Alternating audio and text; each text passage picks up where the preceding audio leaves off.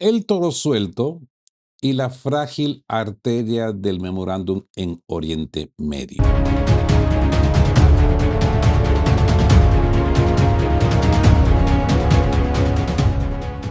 Amigos, sintonizar los transceptores tácticos, tripulación soberana de que hablan Geo. Bienvenidos al puente de mando de nuestro búnker en esta emisión extraordinaria de hoy, sábado 20 de junio de 2026. Una vez más, les pido que ajusten las frecuencias de recepción y presten la máxima atención posible, porque hoy pasamos el bisturí directo a una triple onda expansiva que sacude de forma irreversible la física del tablero global. Un cable de contrainteligencia de cota alta confirma lo que ya habíamos previsto. El juego de espera ha terminado otra vez. Y el toro suelto de la geopolítica regional está rompiendo los libretos de oficina. Las agencias de inteligencia de Washington han tenido que reconocer en los informes reservados de New York Times que los acuerdos diplomáticos han saltado por los aires. Las operaciones convencionales en el sur del Líbano han provocado una respuesta forense e inapelable por parte de Teherán al cierre absoluto del estrecho de Hormuz a la navegación comercial, propinando un hachazo estructural al comercio mundial y al suministro energético. Mientras este shock global se apodera de los monitores, en el subsuelo del poder en Moscú se ha ejecutado una sesión extraordinaria y ultra secreta del Consejo de Seguridad del Kremlin, como lo vimos anteriormente, presidida por Vladimir Putin, donde el hermetismo operacional oculta el desconcierto fiduciario de una aerozona que se desarma en secreto. En este búnker no operamos con libretos edulcorados ni simulaciones televisivas como las del G7. Operamos con la terca física de los datos duros para analizar el colapso del memorándum de Islamabad, el mito de las campañas performativas en las refinerías y la realidad material de las líneas del frente. Amigos, como siempre les digo, no operamos con dejos de pronter, operamos con realismo clínico. Y empecemos. Iniciemos la perforación informativa de inmediato. El expediente Netanyahu y el escepticismo en Washington. Pasemos revisión de forma estricta a la primera capa de este pliego, tripulación soberana. Según los datos desclavados por el analista Julian Burns para el New York Times, la comunidad de inteligencia estadounidense sostiene una postura de profundo escepticismo frente a las declaraciones diplomáticas de la región. El nuevo entendimiento estratégico entre Washington e Irán exigen un cese absoluto de los vectores de agresión en el sector del Líbano. Sin embargo, las terminales de satélites y flujos de información del subsuelo confirman que el primer ministro Benjamin Netanyahu continuará la campaña militar contra las estructuras operativas de Hezbollah, ignorando las cláusulas explícitas del documento fiduciario firmado esta semana. Netanyahu enfrenta una intensa presión interna en sus despachos de control. El norte de Israel sigue siendo objeto de impactos asimétricos por parte del grupo político-militar financiado por Teherán. Una variable que Tel Aviv cataloga como una amenaza existencial inadmisible para su seguridad nacional. El verdadero nudo de la fricción radica en que las agencias de inteligencia occidentales estiman que Israel prolongará de forma fáctica sus operaciones en el subsuelo libanés, aun cuando este vector asimétrico bloquee de forma directa las negociaciones estratégicas entre Washington y Teherán sobre el chasis del programa nuclear y el establecimiento de un equilibrio duradero. El acuerdo de cese de fuego es profundamente impopular en las manos militares de Israel, debido a que el texto omitió regular el inventario de misiles de Irán y las exigencias de repliegue de los contingentes occidentales en la región. La asimetría en el terreno y el ultimátum de J.D. Vance. Amigos, traslademos el bisturí clínico hacia la terca física de los acontecimientos ocurridos el viernes 19 de junio. Mientras el embajador de Israel en Washington, Yashel Leiter, afirma ante los medios que su país suspendía las operaciones ofensivas de forma inmediata, el chasis defensivos de las FDIs dejó en claro que sus unidades no ejecutarán un repliegue en el sur del Líbano. La simulación diplomática colapsó pocas horas después, tras una incursión no tripulada que provocó la neutralización de 4 efectivos de las FDI en territorio bajo su control. Tel Aviv activó una respuesta de saturación mediante vectores de misiles pesados sobre áreas urbanas libanesas, dejando un balance material de al menos 47 civiles neutralizados en la región. Esta reactivación del conflicto forzó el aplazamiento inmediato de las mesas del diálogo técnico programadas en Suiza entre los emisarios de Washington y la delegación de Irán. Sin embargo, el factor político de cota alta se manifestó cuando el vicepresidente de los Estados Unidos, J.D. Vance, intervino de forma severa en una conferencia de prensa orientada a sostener el chasis de la paz.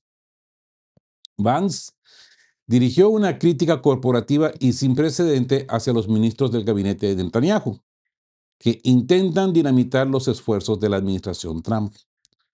La advertencia del vicepresidente fue lapidaria desde la óptica del realismo clínico. Recordó que Donald Trump es el único líder de una superpotencia mundial con una abierta simpatía por el chasis estatal israelí, concluyendo con una severidad implacable que si él formara parte de la toma de decisiones en Tel Aviv, evitaría confrontar al único aliado de peso estratégico que le queda en el tablero global. Amigos, saquen sus propias conclusiones sobre la tensión en los transceptores de la diplomacia internacional porque se está poniendo muy interesante. Ahora bien, el contragolpe en Hormuz y la quiebra del memorándum de Islamabad.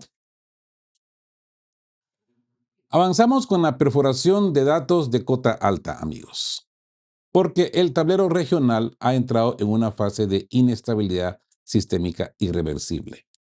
La agencia MEHR ha confirmado que el Comando Militar Central de la República Islámica de Irán ha declarado oficialmente el cierre absoluto y la suspensión del tráfico marítimo en el estrecho de Hormuz.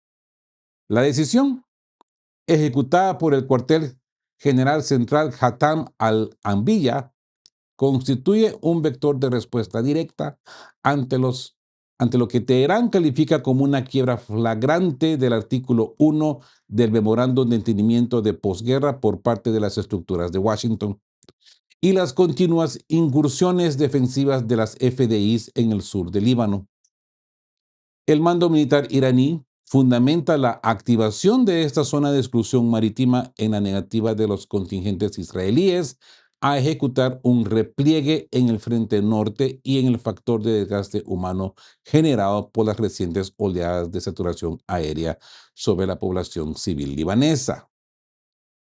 A través de un comunicado institucional, el cuartel general Hatam al-Anbiya enfatizó de forma severa que el bloqueo de la principal arteria energética del globo representa únicamente el primer paso operacional frente a la disfunción del acuerdo, advirtiendo que, de prolongarse los vectores de agresión en la periferia, se adoptarán medidas de contención adicionales para forzar a los firmantes occidentales a cumplir sus obligaciones fácticas. La arquitectura de Islamabad y los límites del chasis. Amigos, pasemos revisión de forma estricta a la cronología de este colapso político.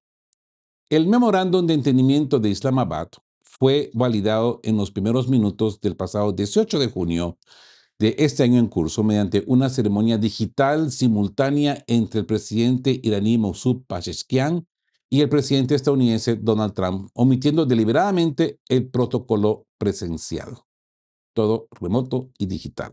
Ahí en Versalles, ¿no? Para las terminales de Teherán, este documento constituía el marco político preliminar para neutralizar la tensión estratégica impuesta en la región y configurar las bases de un chasis de paz definitivo en un plazo máximo de 60 días, buscando la ratificación de la resolución vinculante en el Consejo de Seguridad de las Naciones Unidas.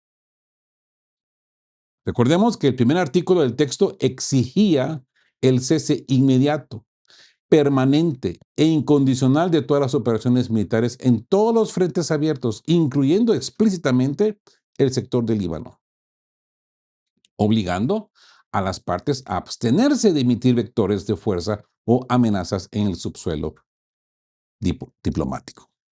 A cambio de estas garantías de seguridad y de la facilitación de una navegación comercial segura en el Golfo Pérsico por parte de Irán, la Casa Blanca se había comprometido a activar un calendario por fases para el desmantelamiento de las medidas restrictivas fiduciarias, permitiendo el acceso a activos congelados y levantando los bloqueos navales sobre las exportaciones de hidrocarburos y transacciones bancarias iraníes. Sin embargo, la terca física del terreno demuestra que los acuerdos de oficina carecen de validez material si no se controla el comportamiento operativo de los actores de vanguardia en el arenero.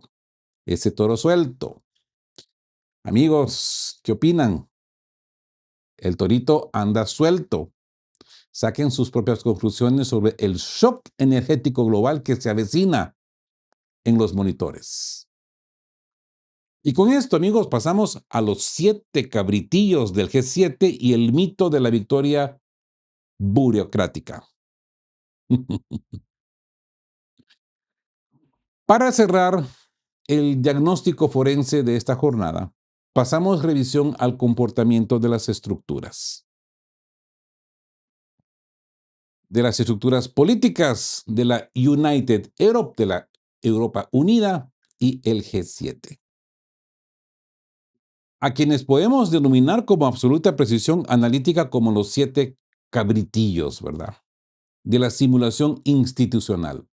El G7 se ha transformado en el epicentro de la excitabilidad elevada, incapaces de estabilizar sus propios indicadores internos. Sus cumbres giran obsesivamente en torno a una Federación Rusa que ni siquiera participa en sus reuniones ni en sus recepciones de oficina, pero que los obliga de forma fáctica a bailar al ritmo de su lista de producción geopolítica. Amigos, en estos encuentros, los líderes occidentales intentan camuflar sus complejos de grandeza mediante simulaciones escénicas. Giorgia Meloni, buscando la validación de Ursula von der Leyen, o los intentos de la aproximación física hacia Donald Trump, que se niega obstinadamente a participar en los libretos heredados de la administración Biden. La desconexión es tal que el pronto mediático intentó camuflar la presencia de un Volodymyr Zelensky del cual ya nada depende en el tablero fáctico. En la mesa de operaciones, el bloque de los 6 mandatarios europeos más la Junta de Kiev intentaron forzar a Trump a aceptar un intercambio fiduciario. Te ayudamos a presionar a Irán si tú nos ayudas a desmantelar a Rusia. El gran inconveniente de este diseño burocrático es que Rusia no cede ante la retórica de oficina y las herramientas de presión convencionales ya han sido desplegadas en su totalidad en el arenero. Amigos, ante la escasez de inventarios propios, el G7 recurre a la artimaña de la justificación burocrática, etiquetando armas de producción occidental como material de factura ucraniana. El ejemplo técnico es el contrato firmado por la Corporación Europea de Sistemas de Misiles ESSC para el supuesto desarrollo del misil de largo alcance Neptuno II e instalaciones de Alemania, Francia, el Reino Unido e Italia. Se trata de los mismos vectores Storm Shadows y Scalp, pero rebautizados bajo nomenclatura ucraniana para intentar eludir las líneas rojas internacionales en el empleo de armas de cota alta contra el territorio soberano ruso. Y es que, ¿saben qué? Antes de sentarme en este escritorio, en esta mesa, escuchaba a Redacted. Y es más, lo tengo acá en pantalla. Y aquí Redacted está entrevistando a David Krajden. David Krajden, periodista muy involucrado en la situación ucraniana. Y lo que dejaba de escuchar antes de conectarme es de que Krajden habla explícitamente cómo Canadá ha enviado drones de precisión a Ucrania. Es más, este señor acusa a Canadá de que Ucrania utilizó sus drones para atacar el reciente autobús con niños escolares, con niños futbolistas, donde una señora embarazada perdió la vida, madre de uno de los chicos y aparentemente esposa de uno de los entrenadores de fútbol. Y aparentemente también él dice que los ataques a las refinerías. O sea, este señor está involucrando directamente al poderío bélico canadiense en Ucrania, ¿verdad? Consecuentemente, Redacted también pasa una entrevista de el primer ministro canadiense con la CNN, donde él dice de que Ucrania está ganando y que Ucrania va a vencer a Putin. ¿Ok? Pero bueno, el dato final que debería encender las alarmas en las cancillerías de la eurozona es la ligereza con la que se afirma en la prensa que Trump acepta derrotar a Rusia como a Irán. ¿Ok? Amigos, si pasamos esa afirmación por el filtro del realismo clínico, la supuesta victoria de la administración sobre Irán se ha traducido de forma fáctica en el descongelamiento de los activos financieros de Teherán, la transferencia del control operativo de los estrechos claves de la región a los vectores iraníes y de Omán, y al repliegue de las bases militares estadounidenses a una distancia de seguridad. ¿De qué victoria están hablando? Todo esto vieron cosas muy positivas y optimistas para Irán. Esto es una clara victoria iraní. Si esa es la escala de las victorias de la Casa Blanca, les digo una cosa, Moscú aceptará con gusto ese mismo chasis de resolución. Pónganse a pensar, la devolución íntegra del capital fiduciario confiscado, el respeto absoluto a las líneas logísticas marítimas y el repliegue de las estructuras de la OTAN a una distancia segura, preferiblemente detrás del río Elba.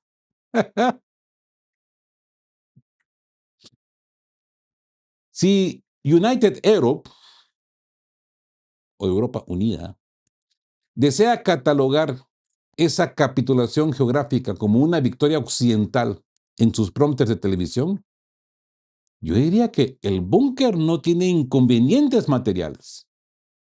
La terca física de los mapas dictará la última palabra. Saquen sus propias conclusiones, amigos, porque esto realmente es un chiste.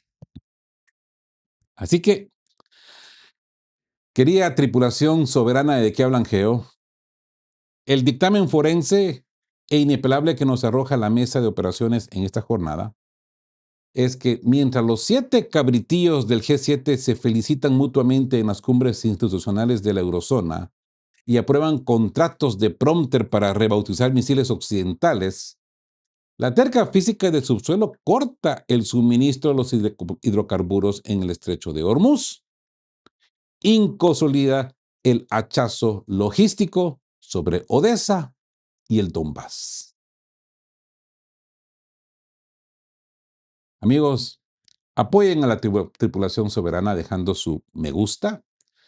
Suscríbanse si no lo han hecho. Si ya lo han hecho, eternamente agradecido. Muchas gracias porque esto es lo que mantiene a flote de que hablan Geo. Ustedes. Ustedes son los que mantienen este escritorio activo.